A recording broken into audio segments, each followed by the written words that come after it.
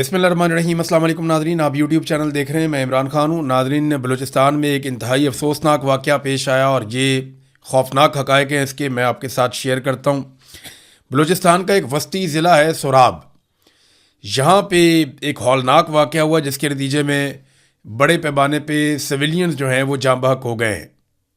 आज जो इन्फॉर्मेशन मकामी मीडिया से आ रही है या कासिम सूरी साहब ने बताई या दीगर कुछ लोगों ने जो बलूचिस्तान से जिनका ताल्लुक़ है उन्होंने बताई, उस इंफॉर्मेशन के मुताबिक पाकिस्तान फोर्सेस की जानिब से एक फ़िज़ाई हमला किया गया जिसके नतीजे में जो लोग जाँ बहक हुए उनमें 9 बच्चे, 7 ख़वातीन और 12 मर्द शामिल हैं। और इनमें बच्चे जो हैं वो दूध पीते बच्चे भी हैं, बहुत छोटे बच्चे हैं। अगर आप ये तस्वीर और वीडियोज़ में आपको दिखा पाता तो आपका दिल दहल जाता। ये बड़ा खौफनाक इंसिडेंट है, बड़े हौलनाक मनाजिर हैं जो उसके मैं देख रहा हूँ और ये बड़े तकलीफ़ देह मनाजिर हैं। इसमें पहले हम देख लेते हैं कि मौक़िफ़ किसका क्या है और ये किया क्यों गया और ये वजह क्या बनी। देखिए, इसमें जो एक स्टेटमेंट है वो तो वज़ीर आला बलूचिस्तान का है। सरफराज बुगटी ने कहा कि सोराब में 18 दहशतगर्दों का खात्मा काबिल तहसीन है। वाक़े में कीमती इंसानी जानों के ज़िया पर दिली अफसोस है। और जो ये बात की पहले सरफराज बुगटी ने, उसमें उन्होंने एक अलग तरह का स्टेटमेंट दिया, लेकिन फिर जब DG ISPR का स्टेटमेंट आया वो किसी और तरह का आया। वो ये कहते हैं कि सोराब में बारूदी मवाद से भरी हुई गाड़ी तैयार की जा रही थी और ये धमाके से तबाह हो गई गाड़ी और इसमें 8 दहशतगर्द हलाक हो गए। इलाके में मौजूद 3 शहरी भी जाँ बहक हो गए। अब ये वो इब्तदाई इतलात हैं जो अलग अलग ज़राए से दी गई हैं, लेकिन जो नंबर्स आ रहे हैं वो 28 लोग हैं जो अब तक जाँ बहक हुए हैं, 17 लोग हैं वो ज़ख्मी हुए हैं और आवाम बड़ी तादाद में निकल कर बैठ गई है लाशें रख कर सोराब रोड के ऊपर। वहाँ पे सोराब के इलाके में जो मेन रोड है उसे सोराब मेन चौक कहते हैं, वहाँ पे लाशें रख कर लोग बैठ गए। सिक्योरिटी फोर्सेस ने वहाँ पे, बलूचिस्तान की हुकूमत ने और सिक्योरिटी फोर्सेस ने कर्फ्यू नाफिज कर दिया है और वहाँ सारी रात अब कर्फ्यू रहता है। लोगों की नकलो हरकत पर पाबंदी लगा दी गई है और इस मामले को दबाने और छुपाने की कोशिश की जा रही है। और कोशिश ये की जा रही है कि 15 अगस्त तक ये कर्फ्यू जारी रहे, जब तक कि 14 अगस्त के प्रोग्राम नहीं हो जाते। अब ये इंतहाई अफसोसनाक वाक़या है। 28 पाकिस्तानी शहरी जो बलूचिस्तान से हैं वो शहीद हुए। उनमें 9 बच्चे, 7 ख़वातीन और 12 सिविलियन मर्द शामिल हैं। अब इसमें पहले कुछ जो मिलिट्री एस्टेब्लिशमेंट के करीब सहाफ़ी हैं उन्होंने ये खबर दी थी कि क्वाड कॉप्टर के ज़रिए से दहशतगर्दों पे हमला किया गया और उस हमले के नतीजे में कुछ सिविलियन भी मारे गए। तफसीलात अभी आ रही हैं। DG ISPR ने एक अलग तरह का मौक़िफ़ दिया कि वो खुद ही धमाका हो गया, वो खुद कुछ बम्बार वाली गाड़ी तैयार कर रहे थे। जबकि जो सरफराज बुगटी हैं उन्होंने एक और दावा किया कि जनाब ये तो सिक्योरिटी फोर्सेस ने कोई ऑपरेशन किया और बड़ा ज़बरदस्त ऑपरेशन किया। तो एक्चुअली ये हुआ क्या, जो मकामी लोग ये बताते हैं और जो मकामी सियासतदान हैं उन सब का ये कहना है कि ये जेट तैयारों के साथ हमला किया गया और यहाँ पे बमबारी हुई, उसके नतीजे में इतने बड़े पैमाने पे हलाकतें हुई हैं।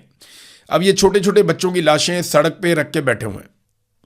ये बड़े हौलनाक मनाजिर हैं। मैंने इस तरह के मनाजिर मैंने गज़ा में देखे थे, यानी वो एग्जैक्टली मुझे वैसा ही दिखाई दे रहा था, मट्टी से हटे हुए जिस्म और बहुत। अख्तर मेंगल साहब कहते हैं कि दर्द की कोई सरहद नहीं होती। गज़ा के मलबे में दबे मासूम ख्वाब हों या बलूचिस्तान की वादियों, घरों, चौक चौराहों, झोंपड़ियों में बिखरी हुई लाशें, दर्द हर जगह एक ही ज़ुबान बोलता है। किसी माँ की गोद उजड़ती है, किसी बहन की आंख अपने प्यारे की राह तकती रहती है और किसी के बच्चे के हाथ में खिलौने की बजाय खौफ रह जाता है। ये सिर्फ घरों के उजड़ने का दुख नहीं है, ये इंसानियत के ज़ख्मी होने का नोहा है। काश दुनिया इन आंसुओं की आवाज़ सुन सके। काश हर मजलूम के लिए अमन, इंसाफ और जीने का हक सिर्फ एक ख्वाब ना रहे। जो सनाउल्लाह बलोच हैं, सेनेटर बलूचिस्तान से, वो क्या कहते हैं, MPA भी रहे, सेनेटर भी।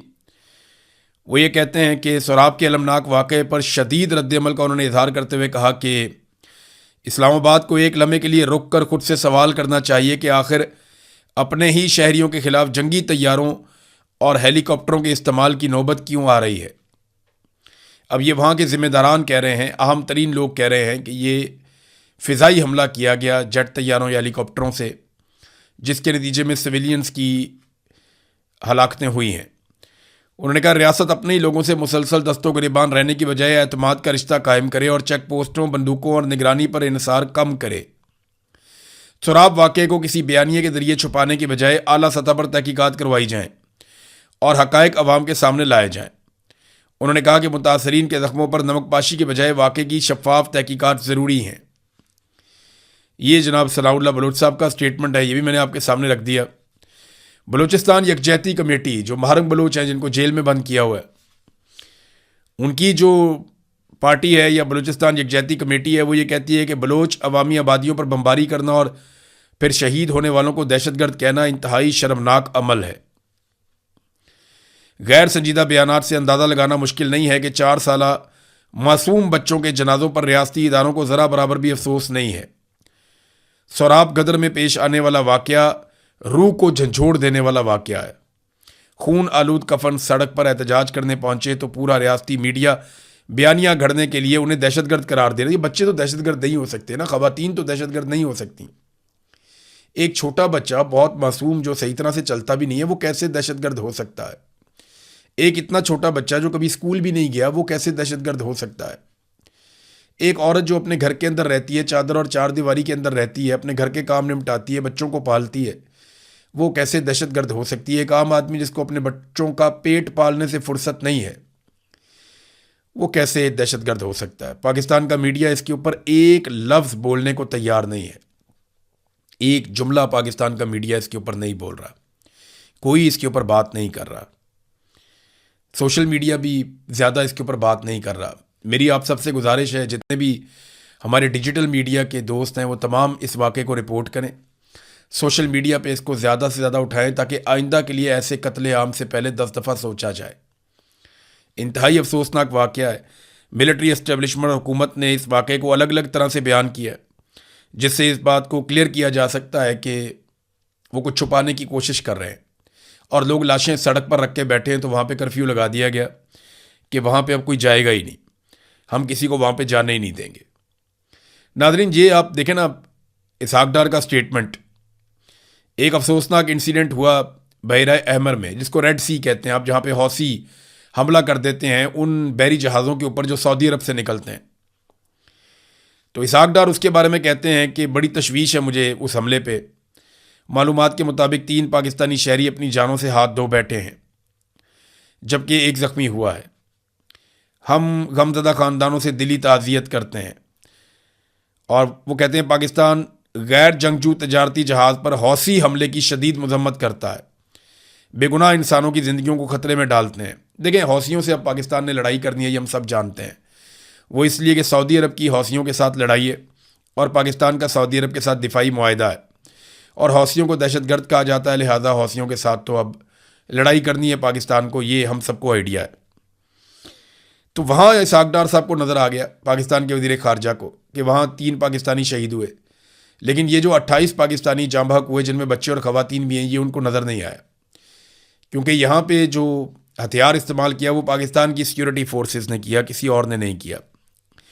BNP अख्तर मैंगल साहब की जो पार्टी है, उसने 16 तारीख को पूरे बलूचिस्तान में हड़ताल का ऐलान किया इस वाक़े के ख़िलाफ़, जबकि BYC ने, बलूचिस्तान यकजहती कमेटी ने, आज के दिन में एहतजाज का और बलूचिस्तान के अंदर भरपूर एहतजाज का उन्होंने ऐलान किया है। अब नाज़रीन, ये है वो अफसोसनाक ख़बर जो मैंने आपके साथ शेयर कर दी बलूचिस्तान से।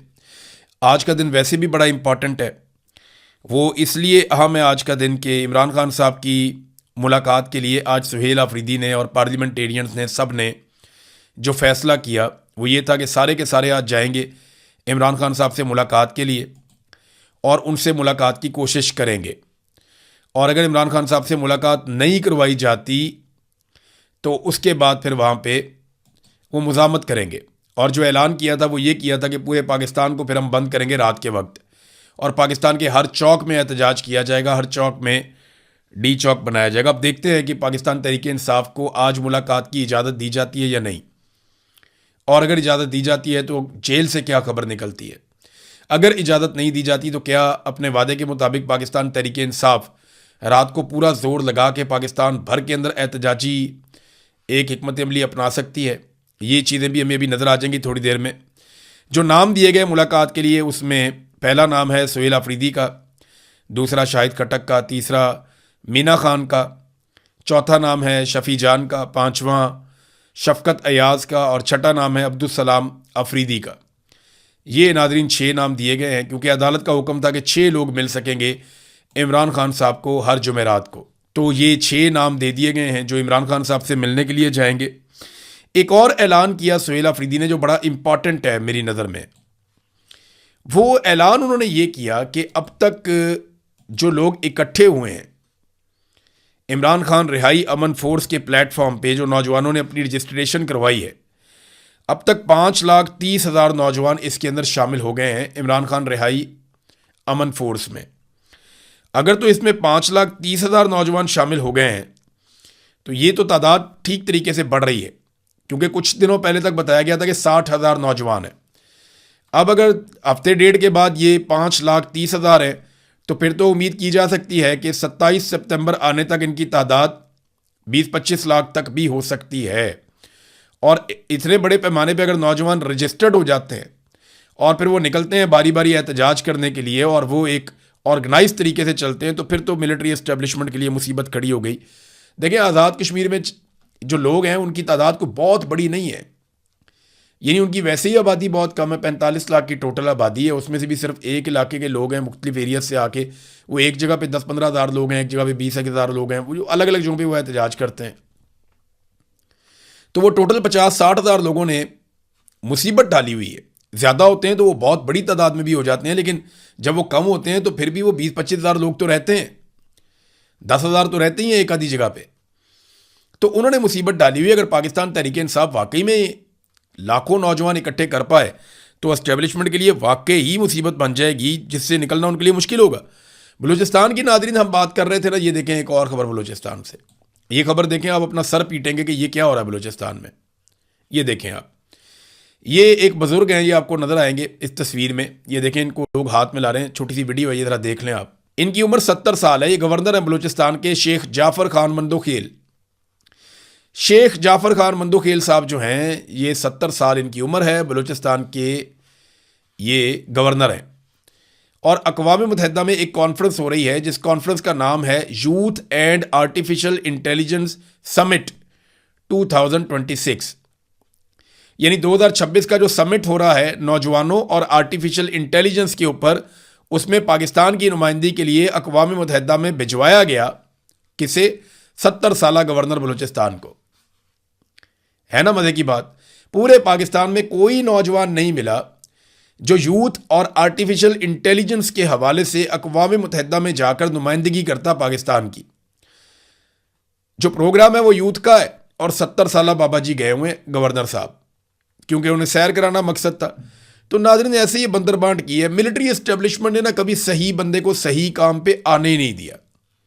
जानबूझकर उन्होंने हमेशा ये किया। उन्होंने कहा ठीक बंदा ठीक जगह पे आएगा, वो लगेगा, वो सवाल करेगा, वो पूछेगा ये क्यों करते हैं, वो क्यों करते हैं, वो क्यों करते हैं, हम क्या जवाब देंगे। वो कहते हैं उठाओ नालायक आदमी को लगाओ।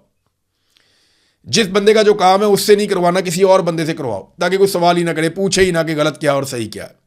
70 साल के बाबे को उठा के भेज दिया, और भेज दिया कहाँ पे? यूथ एंड आर्टिफिशियल इंटेलिजेंस का समिट है 2026 का, अक़वाम मुत्तहिदा के प्लेटफॉर्म पे, दुनिया का सबसे बड़ा प्लेटफॉर्म है, जहाँ पे भेज दिया। और वो भी मुंह उठा के चल दिए, उनको भी शर्म नहीं आई कि मैं कहाँ जा रहा हूँ। ये है जनाब पाकिस्तान के अंदर और बलूचिस्तान के अंदर सूरत हाल। नाज़रीन, ये एक और इंसिडेंट हुआ। आमिर मुगल साहब के घर के ऊपर बहुत बड़ा हमला हुआ है। आमिर मुगल जो हैं वो पाकिस्तान तहरीक इंसाफ के अहम रहनुमाओं में से एक हैं, और ये बड़ी मुश्किलात में है। मैं इनके बारे में ज़ाती तौर पे बहुत सारी ऐसी चीज़ें जानता हूँ कि इन्होंने बहुत मुश्किलात देखी हैं, बहुत ज़्यादा, लेकिन ये अभी तक गिरफ़्तार नहीं हुई। उनकी बड़ी कामयाबी है। इन्हें गिरफ़्तार करने के लिए कई लोगों को गिरफ़्तार किया गया, उनके ज़रिए से इन्हें गिरफ़्तार करने की कोशिश की गई, लेकिन आमिर मुगल ने ज़िद पकड़ी हुई है कि मैंने गिरफ़्तार नहीं होना, मैंने नाक में दम करके रहना। अब जब भी कभी इस्लामाबाद आने का या एहतजाज करने का कोई ऐलान होता है ना, तो सारी एजेंसियाँ लग जाती हैं इस चक्कर में कि आमिर मुगल को पकड़ लो, क्योंकि ये इस्लामाबाद का सबसे एक्टिव लोगों में से एक आदमी है। इस्लामाबाद के अंदर जब भी एहतजाज होता है, नौजवानों को मोटिवेट किया जाता है, उसमें एक बड़ा किरदार आमिर मुगल का भी होता है। बहुत सारे और लोग भी काम करते हैं, ऐसा नहीं है कि रावलपिंडी इस्लामाबाद में बाकी लोग काम नहीं करते, लेकिन आमिर मुगल का बाकायदा हर मर्तबा रोल होता है और वो असर डालता है, वो फ़र्क पैदा करता है। इसलिए इनकी ख्वाहिश है कि हर हाल में, इससे पहले कि एहतजाज शुरू हो, आमिर मुगल को किसी तरह गिरफ्तार करके अंदर डाल दिया जाए, उसको न्यूट्रलाइज कर दिया जाए। जनाब उनके घर के ऊपर रेड मारा और उनके सोफे की गद्दियाँ उखाड़ दी, कुर्सियाँ और दरवाजे तोड़ दिए, फ्रिज खोल दिया, वो भी तोड़ दिया, शीशे तोड़ दिए। यानी आमिर मुगल की शीशों के बीच में बैठा हुआ है या गद्दियों के बीच में छुपा हुआ है। ये चीज़ें आप क्यों तोड़ते हैं? ये चीज़ें पता क्यों तोड़ते हैं? सोफ़े तोड़ते हैं, फर्नीचर तोड़ते हैं, मेज़ें तोड़ते हैं, फ्रिज तोड़ते हैं, घर के शीशे, बाकी चीज़ें, स्क्रीन तोड़ देते हैं। क्यों तोड़ते हैं पता है? ये इसलिए तोड़ते हैं ताकि अगले बंदे का इतना नुकसान हो जाए कि वो डर जाए और वो पीछे हट जाए इस लड़ाई से। क्योंकि मिडिल क्लास के लोग हैं ना ज़्यादातर। आमिर मुगल भी मिडिल क्लास का आदमी है, कोई बहुत अमीर आदमी तो नहीं है। तो अब ये जो नुकसान हुआ है बेचारा कैसे भरेगा, कैसे भरेगा? आम आदमी को चीज़ें बनाने में बहुत लंबा अरसा लग जाता है। आमिर मुगल ने खुद बताया कि कोई लेडी एहलकार नहीं थी, चादर और चार दीवारी का तकद्दुस पामाल किया गया, तोड़ फोड़ किया गया। हमारे उसके घर में जो कुत्ते हैं उनको डंडों से मारा गया और 2-3 फायर भी किए गए कुत्तों को चुप करवाने के लिए, उनको डराने के लिए। फिर खौल उठा के साथ ले गए, DVR उतार के साथ ले गए। आमिर मुगल को गालियां देते रहे और कत्ल करने की फैमिली के सामने धमकियां देते रहे, संगीन नताइज की धमकियां देते रहे। मोबाइल फ़ोन भी साथ ले गए, मोटरसाइकिलें 2 घर में खड़ी थी वो भी चोरी करके साथ ले गए। तो आमिर मुगल कहता है जी मुझे तो याद भी नहीं है मेरे घर पे अब तक कितने अटैक, कितने हमले हो चुके हैं। ये है नाजरीन सूरत हाल। और ये आपको पता है ना, पंजाब में हो या इस्लामाबाद में हो, फस्तायत इसी तरह अपने उरूज के ऊपर है। उन्हें कोई फ़र्क नहीं पड़ता कि पाकिस्तानी उनके बारे में क्या सोचते हैं। नाजरीन, ये मोहम्मद हुसैन के बारे में जो खबर मैंने आपको दी थी ना, वो जो नौजवान कत्ल हो गया, जिसके बारे में ये इल्ज़ाम लगाया गया कि ये मुबैना तौर पे GHQ में दाखिल होकर वहाँ पे PTI का झंडा लहराना चाहता था और वहाँ पे ये कोई पिस्तौल लेकर घुस गया था और ये चाह रहा था कि ये कत्लेआम कर दे और जाके PTI का झंडा GHQ में लहरा दे। यानी इल्ज़ाम तो इसी किस्म के हैं उसके ऊपर। उसके बारे में मैंने आपको शुरू में एक बात बताई थी। सबसे पहले बहुत सारे लोग कह रहे थे कि ये कैसे हो सकता है। मैंने आपको कहा था ना कि वो ज़हनी तौर पे एक मरीज़ आदमी है, नॉर्मल नहीं है। अब ये BBC ने भी खबर दी है, उन्होंने भी तस्दीक की और आहिस्ता आहिस्ता बाकी लोग भी तस्दीक कर रहे हैं कि ना सिर्फ वो नफसियाती मर्ज़ का शिकार था, बल्कि 3-4 साल से बहुत दबाव में था, बड़ी परेशानी में था और वो दवाइयाँ भी इस्तेमाल कर रहा था। उसकी दवाइयों की तफसीलात भी आ चुकी हैं, जबकि उसकी फैमिली ने कहा कि वो हर तरह का ताउन करेंगे, इस मामले की मुकम्मल तहकीकात करवाई जाए। पाकिस्तान तहरीक इंसाफ ने भी कहा कि इसकी तहकीकात करवाएं। अब नाजरीन, मईशत के ऊपर बहुत सारी खबरें हैं, यहाँ इनके साथ जुड़ती नहीं हैं, लेकिन मैं नेक्स्ट वीलॉग में आपको ज़रूर बताऊँगा कि मईशत के हवाले से आज हम कहाँ खड़े हैं और ये किसकी मेहरबानी है। और ये जो नया झटका हमें लगा बहुत बड़ा, ये झटका हमें कहाँ लेकर जाएगा। अब तक के लिए इतनी, अपना ख्याल रखिएगा, अपने इस चैनल का भी। अल्लाह हाफ़िज़।